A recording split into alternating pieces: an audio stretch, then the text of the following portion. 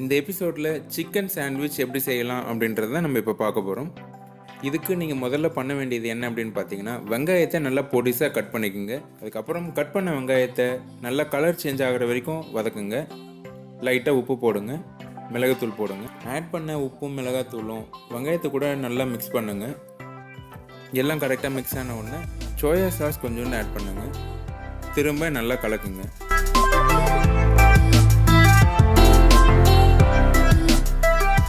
பொடிசாக கட் பண்ணி வச்சுருந்த கோஸை இது கூட ஆட் பண்ணி திரும்ப நல்லா வதக்குங்க.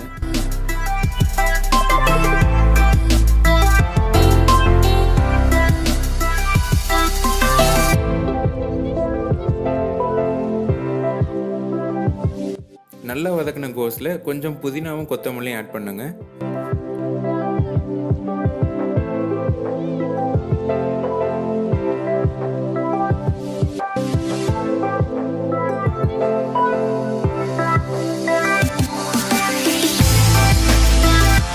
திரும்ப நல்லா வதக்கினதும் ஒரு 2 முட்டையை உடைச்சி அதோட ஆட் பண்ணுங்க. ஏற்கனவே கட் பண்ணி வச்சிருந்த சிக்கன் பீசஸை இதில் ஆட் பண்ணுங்க. திரும்ப நல்லா கலருங்க. கொஞ்ச நேரம் தட்டு வச்சு கடாயை மூடிடுங்க. ஸோ அப்போ தான் உங்களுக்கு சிக்கன் பார்த்தீங்கன்னா ரொம்ப மெத்துன்ட்டு சாஃப்டாக இருக்கும். அதுக்கப்புறம் முட்டையை உடைச்சி ஒரு கிண்ணத்தில் ஊற்றுங்க.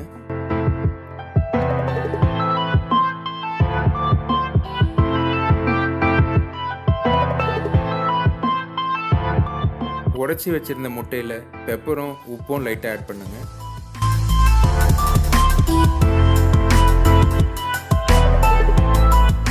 இந்த கிண்ணத்தில் இருக்க முட்டையை ஸ்பூனை வச்சு நல்லா கலக்குங்க.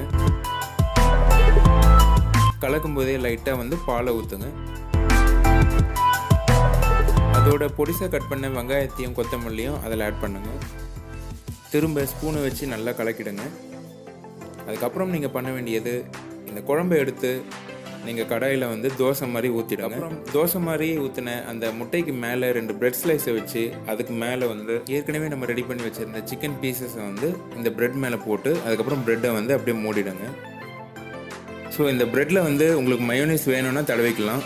ஸோ அது எக்ஸ்ட்ரா ஒரு டேஸ்ட்டை உங்களுக்கு தரும். அவ்வளோதாங்க, சிக்கன் சாண்ட்விச் தயார். நீங்களும் இதை ட்ரை பண்ணுங்கள். மறக்காமல் எப்படி இருந்ததுன்ட்டு கமெண்ட்ஸில் ஷேர் பண்ணுங்கள்.